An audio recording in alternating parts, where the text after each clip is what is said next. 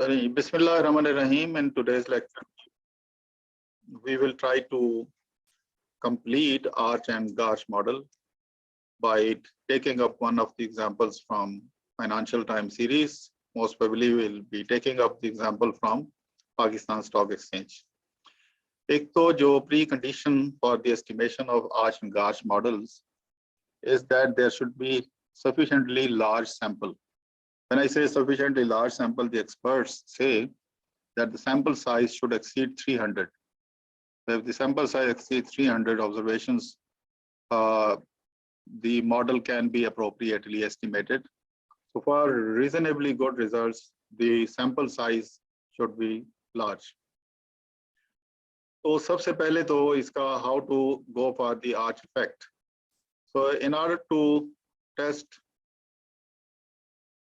Arch and Garch models, the precondition is to check for the ARMA models. तो पहला step क्या है कि हम स्टेशनैरिटी वगैरह चेक करते हैं. स्टेशनैरिटी के बाद देन फाइनेंशियल टाइम सीरीज में नेचुरली नॉन स्टेशनरी फिनोमिना होता है. Non stationary means they are unit root. So there is unit root.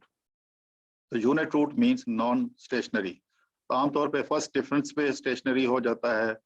First difference लेके पैरेललोग्राम वगैरह से हम चेक कर लेते हैं और उसके बाद पता चल जाता है कि स्टेशनरी है या स्टेशनरी नहीं है. वो अभी मैं आपको दिखाऊंगा. उसके बाद नेक्स्ट स्टेप हमारा ये होता है कि हम we make different ARMA models.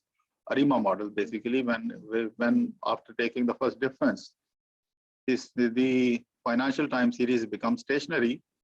और फिर हम देखते हैं कि how many parallelogram spikes are coming out of the confidence interval. Or following this step, we make different ARMA models, and then we estimate all of these models and choose the best model.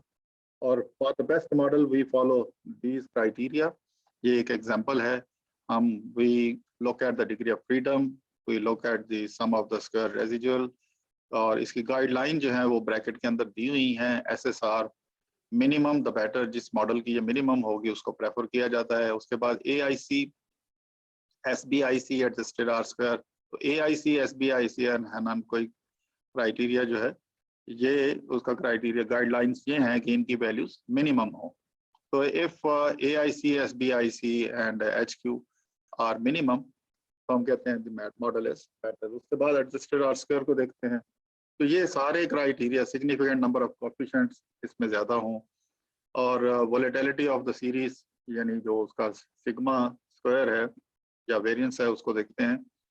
तो ये वो criteria है जिसकी base पे कभी भी कोई भी मॉडल चूज किया जा सकता है. For example if we are estimating multiple models, चाहे वो टाइम सीरीज बेस्ड हो या टाइम सीरीज बेस्ड ना भी हो, तब भी ये वो क्राइटेरिया हैं जिनमें we can choose the best model. For example, if you are given the results of 10 estimated models और अब आपको और कुछ भी ना कहा जाए and the simple question is choose the best model, तो उसमें AIC SBIC FPE जिसको हम finite prediction error कहते हैं and Hannan-Quinn criteria HQC, in criteria की बेस पे हम बेस्ट मॉडल चूज कर सकते हैं. और गाइडलाइंस क्या हैं इन क्राइटेरिया पे कि AIC SBIC FPE HQC they should be minimum. तो जिस मॉडल में आउट ऑफ 10 मॉडल्स ये मिनिमम होंगे that model is considered as the best. अब इन चार में से बेस्ट कौन सा होगा? तो प्रेफरेबली देखें जनरल गाइडलाइंस हैं, मैथमेटिकल क्राइटेरिया हैं कि अगर इफेक्ट सब्सटेंशिएट होके सब्सटेंशियल होके नजर आ रहा है किसी भी क्राइटेरिया के बेस पे, तो वो क्राइटेरिया एक बेहतर क्राइटेरिया समझा जाता है. For example AIC SBIC can be the best out of these four. क्यों? Because इनमें जो एक्सपोनेंशियल टर्म है, एक्सपोनेंशियल लॉग फंक्शन जो होते हैं, उनकी एक कैरेक्टरिस्टिक ये है, कहीं भी आप लॉग वैल्यू लेते हैं, एक्सपोनेंशियल वैल्यू लेते हैं, तो वो बड़ा एक सिग्निफिकेंट होके इफेक्ट सामने आ जाता है. तो इसलिए हम AIC और SBIC क्राइटेरिया को आमतौर पे प्रेफर करते हैं ओवर दी अदर क्राइटेरिया.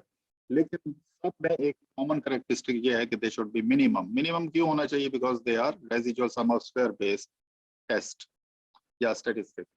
तो हमें पता है कि हम अगर out of so many criteria best model choose करते हैं तो R स्क्वायर को देखते हैं R square and R S S they go up in opposite direction to each other. अगर आर स्क्वायर बढ़ रहा है तो आर एस एस जो है वो कम होगा, residual sum of square reduce होगा। ये हो गया। अब इसमें we choose the best ARMA ARIMA model, और उसके बाद फिर हमारा नेक्स्ट स्टेप होता है कि हमने ये चेक करना है कि whether this model qualifies for the test of ARCH and GARCH. तो उस आर्च और गार्च के लिए हम ये जो मॉडल बेस्ट अरीमा मॉडल टेस्ट करते हैं उसके ऊपर हेट्रोसेगडास्टिसिटी टेस्ट अप्लाई करते हैं। हेट्रोसेगडास्टिसिटी टेस्ट अप्लाई करने के बाद हम उसमें जो लिस्ट आती है, लिस्ट में हेट्रोसेगडास्टिसिटी टेस्ट बहुत सारे हैं, उनमें से आर्च हेट्रोसेगडास्टिसिटी टेस्ट यानी ऑटो रिग्रेसिव कंडीशनल हेट्रोसेगडास्टिसिटी टेस्ट हम अप्लाई करते हैं और देखते हैं कि कितने ऑर्डर तक, क्योंकि आर्च में हमने ऑर्डर देना होता है, तो कितने ऑर्डर तक वो सिग्निफिकेंट जा रही हैं। म्यू हैट स्क्वायर जो होता है, mu hat square with lag terms, कितने लैग तक वो सिग्निफिकेंट है, वहां से हमें गाइडलाइन मिलती हैं। अगर वो सिग्निफिकेंट हैं और उसका एफ स्टैट और एलएम टेस्ट हेट्रोसेगडास्टिसिटी यानी आर्च इफेक्ट की प्रेजेंस को प्रूफ कर रहा है, तो then we go for the ARCH and the GARCH model. तो ये उसके बाद फिर आर्च का ऑर्डर, आमतौर पे आर्च का ऑर्डर वही होता है जो आर्च इफेक्ट से आइडेंटिफाई होता है। तो ये यहाँ तक। अब हम आज के लेक्चर में आगे जो डिस्कशन हम करेंगे और फिर प्रैक्टिकली एस्टिमेशन करेंगे तो वो इसी तरह ही होगी। बेस्ट अरीमा मॉडल चूज करने के बाद हम उसके ऊपर हेट्रोसेगडास्टिसिटी आर्च टेस्ट अप्लाई करेंगे। अगर आर्च इफेक्ट मौजूद है तो फिर हम आर्च गार्च करेंगे। तो आर्च में कौन सी टर्म्स होती हैं? आर्च में तो सिर्फ ये जो it is more of the moving average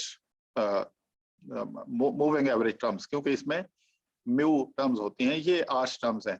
और ये मैंने बताया कि एक लंबी इक्वेशन है, क्यू लैग तक है, तो कितने लैग लेने हैं ये आर्च इफेक्ट से हमें पता चलता है। जब हम हेट्रोसेगडास्टिसिटी टेस्ट अप्लाई करते हैं तो आर्च में कितने नंबर तक सिग्निफिकेंट आया है, वहां से हमें आइडिया हो जाता है कि हमने आर्च की कितनी टर्म्स लेनी है। लेकिन आर्च मॉडल की लिमिटेशंस हैं, जैसे हम पहले भी डिस्कस कर चुके हैं, तो इसकी वजह से हमें फिर गार्च में डालना। तो आर्च की लिमिटेशंस क्या हैं? एक तो ये कि अगर नंबर ऑफ लैग ज्यादा हैं तो there is a loss of degree of freedom, number one. Number two, जितनी लैग टर्म्स बढ़ेंगी उतने पैरामीटर्स बढ़ते जाएंगे, तो there is chance of getting negative coefficients, negative terms of the coefficients. तो अगर ये नेगेटिव टर्म्स आ जाती हैं तो the negative terms are, negative values are actually against the principles of ARCH and GARCH models, क्योंकि इसमें ये बीटा नॉट, B1 B2, ये नंबर 3 पे जो इक्वेशन लिखी हुई है, इसमें ये जो लेफ्ट हैंड साइड कॉलम है आर्च मॉडल के नीचे, ये B0 B1 B2 B3, इनके बारे में गाइडलाइन ये है कि अगर आप आर्च मॉडल एस्टिमेट कर रहे हैं तो दे शुड बी पॉजिटिव। तो अगर ये नंबर ऑफ टर्म्स आप बढ़ाएंगे तो इसमें नेगेटिव होने का चांस होता है। दूसरा ये कि R square due to over parameterization, over parameterization mean जब आप बहुत एक्सेसिव टर्म्स इंक्लूड कर लेते हैं, बहुत लंबे लैग तक मॉडल को एस्टिमेट करते हैं, तो उसमें R square can turn negative. तो उससे अवॉइड करने के लिए फिर हमारे पास अल्टरनेटिव मॉडल है गार्च मॉडल, क्योंकि आर्च मॉडल में बहुत ज्यादा टर्म्स इनकॉर्पोरेट होती हैं, गार्च मॉडल उस लिहाज से पार्सिमोनियस है। पार्सिमोनियस इन द सेंस कि इसमें जो लैग टर्म्स हैं आर्च और गार्च की वो कम होती हैं आर्च के मुकाबले में। That is why this is known as parsimonious model, यानी इसमें जो पैरामीटर्स हैं वो रैशनली इकोनोमाइज हो जाती है, मिनिमम हो जाती है। दूसरा गार्च का फायदा ये है कि इसमें क्योंकि सिर्फ मूविंग एवरेज नहीं, यानी सिर्फ म्यू टर्म्स नहीं, बल्कि जो कंडीशनल वेरिएंस की लैग टर्म्स भी होती हैं, जैसा कि ये आप जो हाइलाइटेड एरिया है इसमें, ये जो राइट हैंड साइड कॉलम है गार्च मॉडल के नीचे, इसमें जो कंडीशनल वेरिएंस लैग टर्म्स हैं वो HT-1, HT-2, यानी लैग 1 लैग 2 और ये P लैग तक ये टर्म मौजूद है। तो इसमें वो मूविंग एवरेज वाली जो लिमिटेशन थी वो भी ओवरकम हो गई, बिकॉज इसमें म्यू हैट स्क्वायर टर्म्स के अलावा HT टर्म्स भी, यानी कंडीशनल वेरिएंस की लैग टर्म्स भी मौजूद हैं। तो इसके अलावा ये इसकी कंडीशनैलिटी स्टेबिलिटी कंडीशंस हैं। आर्च मॉडल में हम ये इंटरसेप्ट पॉजिटिव और जो स्लोप पैरामीटर्स हैं they should be between 0 and 1। और गार्ज मॉडल में we add up the two terms coefficients, यानी आर्च की का कोफिशिएंट और गार्ज की कोफिशिएंट्स का एडिशन है जो सम है should be less than 1 for the stability condition या for the stability या convergence of the model। अगर ये इसका सम जो है वो बहुत बड़ा हो, मसलन बीटा 1 प्लस थीटा 1 जो है इट इज अप्रोचिंग 90% से ज्यादा है, तो ये एक्सप्लोसिव होता है, ये स्टेबिलिटी की तरफ सीरीज नहीं जाती जो भी फाइनेंशियल सीरीज हम कर रहे हो। उसके बाद फिर हम गार्ज के 4 मॉडल हम एस्टिमेट करेंगे। एक सिंपल गार्ज है, एक स्टेप ये होता है कि हम गार्ज को फिर कंपेयर करते हैं सिंपल गार्ज के बाद, और ये क्राइटेरिया हम यूज करते हैं। Log likelihood ratio should be higher, AIC SBIC should be minimum, इसी तरह HQC should be minimum, adjusted R square maximum, ये गाइडलाइन है। और नंबर ऑफ सिग्निफिकेंट कोएफिशिएंट, तो हमने ये कंपैरिजन करना होता है कि किसमें कितनी टर्म्स जो हैं वो इस क्राइटेरिया पे मैक्सिमम पूरी हो रही हैं। तो generally गार्ज model is preferable based on the results which are obtained according to these guidelines। तो यहाँ पे हमने कंपैरिजन में अपने कमेंट्स देने होते हैं फिर कि कौन सा मॉडल क्यों बेहतर है उसका। ये तो सिंपल गार्ज और आर्च का कंपैरिजन। उसके बाद सेकंड जो गार्ज इन मीन, गार्ज इन मीन कब यूज होता है? आपको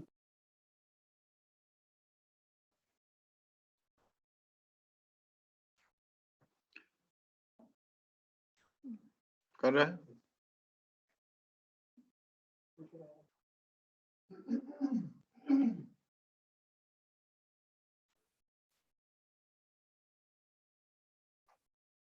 आई होप के स्क्रीन जो है वो शेयर हो रही होगी, but for a counter check हम यहाँ पे कर सकते हैं।